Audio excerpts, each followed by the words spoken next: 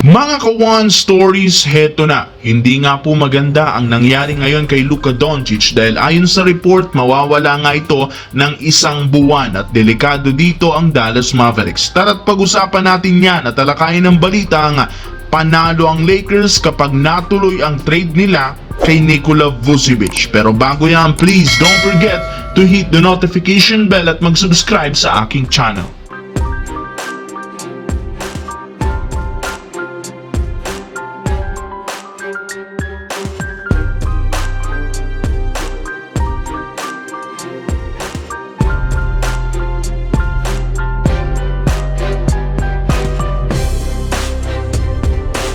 Ayon nga po sa lumabas na balita, matapos nga pong magkaroon si Luka Doncic ng left calf injury sa second quarter ng Christmas game laban sa Minnesota, inaasahang mawawala ito ng extended time sa kanilang lineup. Hindi rin naman maganda ang lagay dito dahil gumamit pa siya ng tungkod para makapaglakad at makalipas ang ilang pagsusuri sa kanya, napag-alaman na hindi ito makakapaglaro sa Dallas Mavericks ng 1 buwan. Kaya sa kanyang pagkawala, delikado na naman silang matalo ng sunod-sunod. Kahit man maganda ang pwesto sa standings ng West, maaari pa rin naman nga itong mabago lalo pat malakas na kupunan ng kanilang makakabangga sa pagtatapos ng December hanggang sa simula ng Enero. Hindi rin naman nagkakalayo ang record ng ibang mga teams na nasa ibaba ng standings, kaya once na mahirapan silang manalo nang wala si Doncic, posibleng mahulog sila sa West bago pa makabalik sa kanilang lineup. Ibig sabihin, kailangan nga talaga ni na Klay Thompson at Kyrie Irving at iba pang teammates na mag-step up ng todo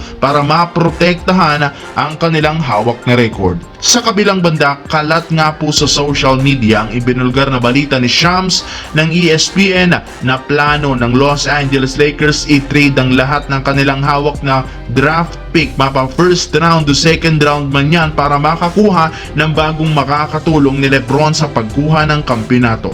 May ilan na rin naman nga silang players ang inihahanda na lang i-trade kasama ang mga draft pick. Ayon sa isang insider, isa nga sa mga teams na kasalukuyang kausap ngayon ng Los Angeles Lakers ay ang Chicago Bulls. Bale, nagkaroon nga po ng negosasyon ng dalawang team na ito sa trade ni Nikola Vucevic na isa rin namang sentro na target nilang makuha. Willing na rin naman nga ang Bulls na ibigay si Vucevic na tamang preso, sadyang nag-uusap para naman nga ito patungkol sa package. As of now, inoffer na ng Lakers si D'Angelo Russell at isang future first round pick. Pero inaasahan magbabago pa rin ito hanggang sa magkasundo ang trade nila sa player na ito na plano rin naman ng Lakers gamitin bilang starting center kasama si Anthony Davis.